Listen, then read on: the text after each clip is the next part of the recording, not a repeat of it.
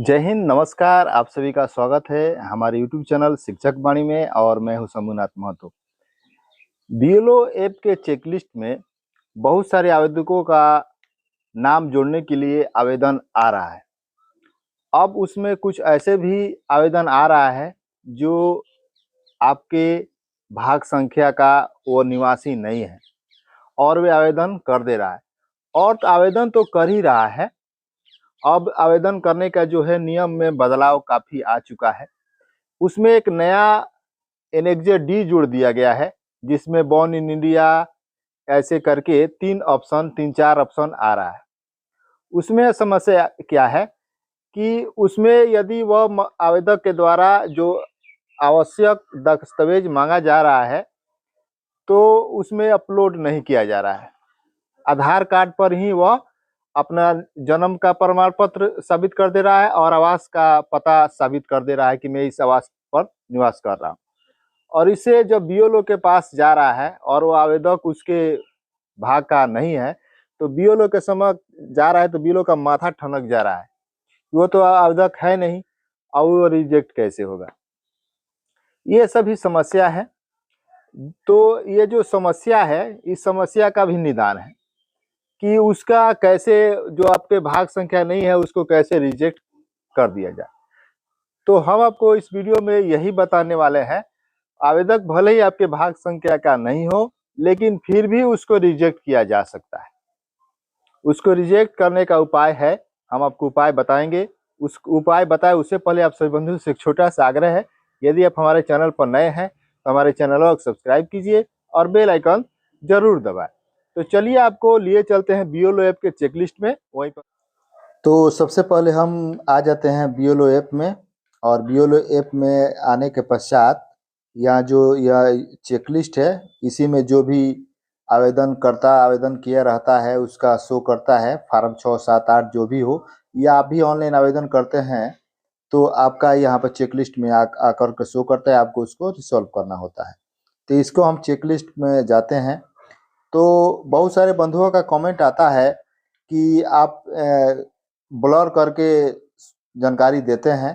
तो मैं आप लोगों के लिए को बता दूं कि यह दूसरे की जानकारी, दूसरे के बारे में सब कुछ रहता है, उसका मोबाइल नंबर, उसका नाम, उसका जन्म तिथि, उसकी फोटो, इसलिए हम ब्लर करते हैं ताकि दूसरा कोई जान ना सके। और उसका मिसयूज भी हो सकता है, फोटो का, नाम का, मोबाइल नंबर का, इसलिए हम उस सभी जानकारियों को ब्लर करते हैं। जो आवश्यक होता है वही आपके समक्ष हम दिखाते हैं, और जो जानकारियां है वह उसको ब्लर करते हैं।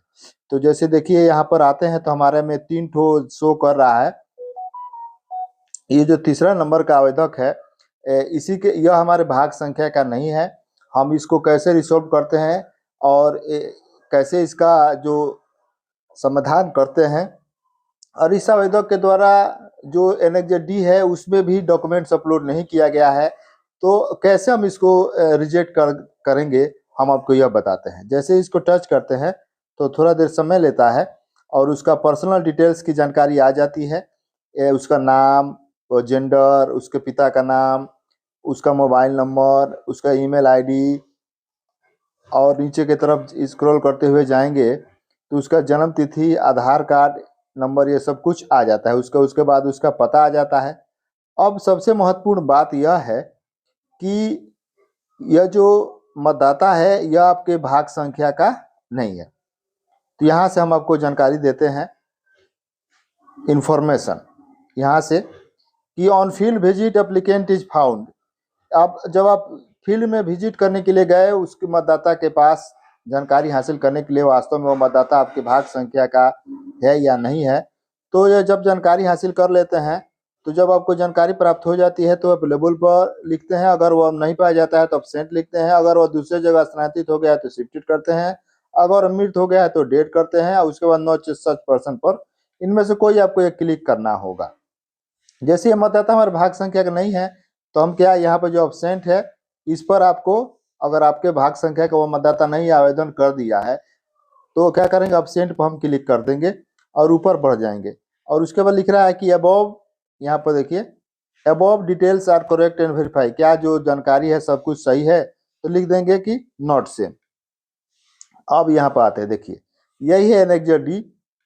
एनेक्जर डी में इसने टिक नहीं लगाया है, ये जो बिंदु है इसमें उसने टिक नहीं लगाया है कि क्या उसका जन्म भारत में हुआ है कि भारत में नहीं हुआ है, क्या उसने नागरिकता प्राप्त किया हुआ है। तो हम क्या करेंगे, इसका सबसे पहले ये जो बॉर्न इन इंडिया है हम इस पर क्लिक करेंगे कि हाँ उसका जन्म भारत में हुआ है।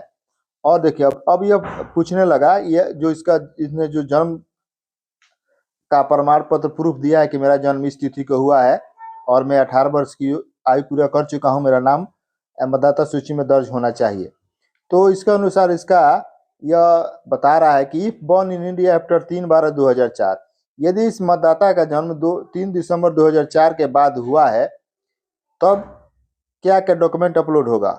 अब देखिए इस मतदाता के द्वारा तो born in India select annexure D भरा नहीं गया है और हम क्या करें अब, तो इसका रिजल्ट यही पर सबसे ज्यादा बहुत सारे बीएलओ बंधुओं का कमेंट आया हुआ है कि जब हम मान लीजिए इसको बॉर्न इन इंडिया सेलेक्ट नहीं करते हैं इसको, और तब जाकर के जब बॉर्न इन इंडिया सेलेक्ट कर लिए तो देखिए कौन कौन से डॉक्यूमेंट मांग रहा है। प्लीज सिलेक्ट डॉक्यूमेंट, एक provide any of the following documents of self. अब तो यह हमारे भाग संख्या का है नहीं, इसका डॉक्यूमेंट मेरे पास है नहीं, तो हम इसको कैसे अपलोड कर सकते हैं। हम आपको उपाय बताते हैं, बने रहिए वीडियो में।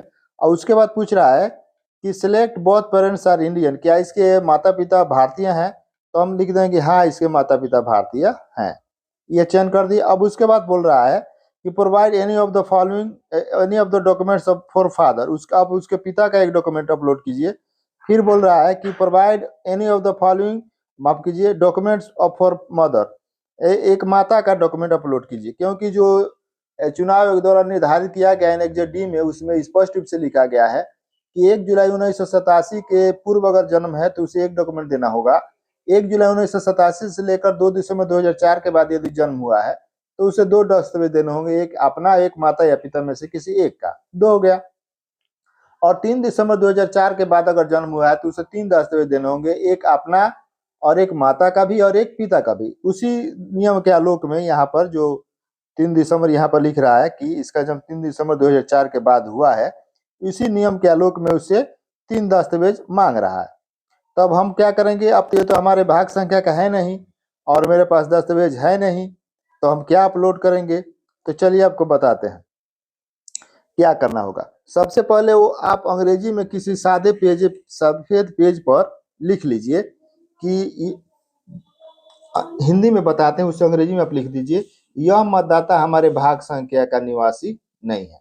आप यह लिख लीजिए, जैसे हम लिख करके, जैसे यहाँ पे चूज फाइल लिख रहा है ना, इसका सिलेक्ट कर रहा है कि choose file any other document में जाएंगे, क्योंकि उसने तो कोई दस्तावेज दिया ही नहीं है, हम कुछ लिख करके लिखना होगा।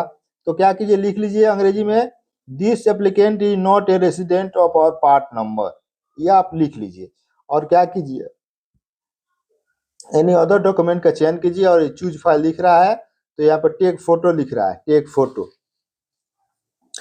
फोटो लिख रहा है कि टेक फोटो के द्वारा डायरेक्ट आप फोटो ले लीजिए, या अगर आप फोटो खींच करके गैलरी में रखिए तो आप उसको अपलोड कर दीजिए। लेकिन यह जो मतदाता है, मैं अपनी बात करूं, यह मतदाता जो है यह मेरे पार्ट का निवासी नहीं है, लेकिन यह इसका नाम जो भाग संख्या बगल वाले मतदाता के भाग संख्या में मतदाता सूची में इसका नाम जुड़ गया है। तो मैंने अब उस जो बीएलओ साहब हैं उनसे हमने बात किया तो उन्होंने बोला कि हाँ यह मतदाता हमारे भाग संख्या में इसका नाम जुड़ गया है। तो हम क्या करें कि उनसे उसका ईपिक नंबर का जो नाम जुटा हुआ है तो उसकी हम फोटो मंगाए और उसको गैलरी में सेव किए हुए हैं।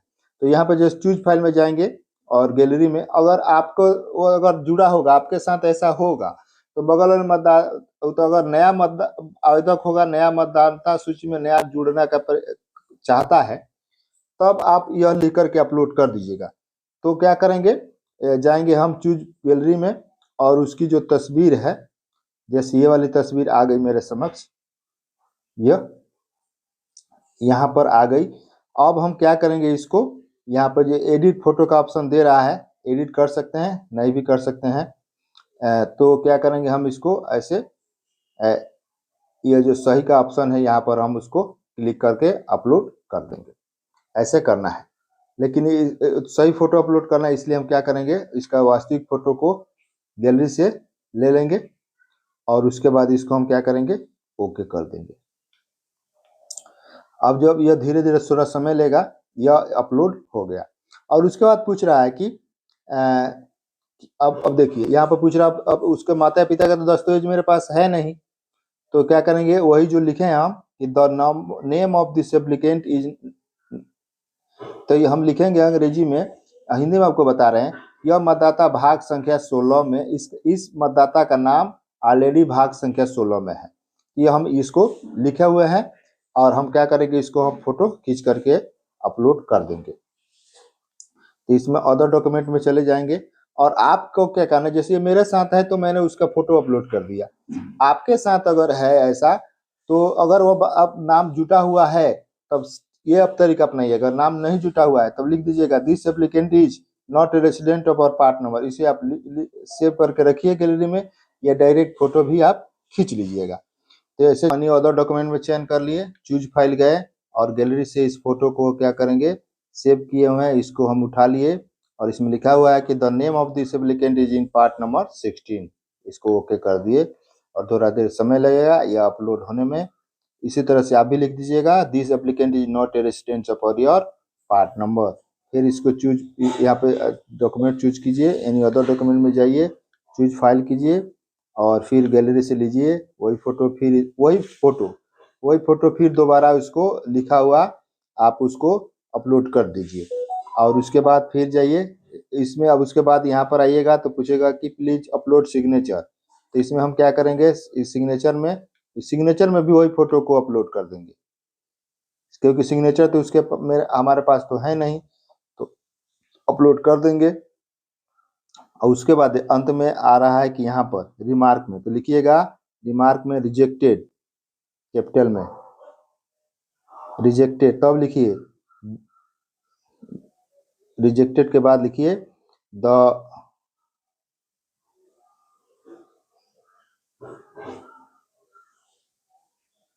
नेम ऑफ दिस applicant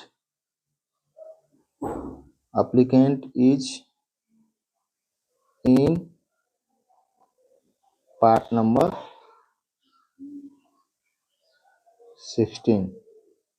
अगर उसका ईपिक नंबर आपको पता है तो आप इसका ईपिक नंबर भी यहाँ पर लिख दीजिएगा। और उसके बाद rejected the name of the applicant is in part number 16, और उसके बाद यहाँ पर सबमिट बटन है तो सबमिट बटन पर क्लिक कर दीजिए। देखिए थोड़ा देर समय लगेगा और देखिए लिखा आ गया, यहाँ पर आ गया कि वेरीफाइड सक्सेसफुली, और यह इस मतदाता का सत्यापन हो गया और इसका नाम आपके भाग संख्या में नहीं जुटेगा और इसका नाम रद्द कट जाएगा यहाँ से, मतलब कि आपके जो चेकलिस्ट में है वह हट जाएगा। तो आशा करते हैं कि आपको हमारी ये देखिए यहाँ पर 2 लिख रहा है, टोटल नंबर ऑफ फॉर्म्स 2। तो आशा करते हैं कि आपको हमारी यह जानकारी अच्छी लगी हुई, और इसी तरह से आप प्रयास करके यह लिख करके इस तरह से आप अपलोड कर दीजिए, बॉर्न इन इंडिया में अपलोड कर दीजिए, जहाँ पर फोटो मांग रहे हैं वहाँ पर इसी का फोटो खींच कर अपलोड कर दीजिए। वो आपका उस मतदाता का आपका भाग संख्या में नाम नहीं जुटेगा। आशा करते हैं आपको सारी समस्याओं का निदान हो गया होगा। मिलते हैं दूसरे वीडियो में। जय हिंद, वंदे मातरम।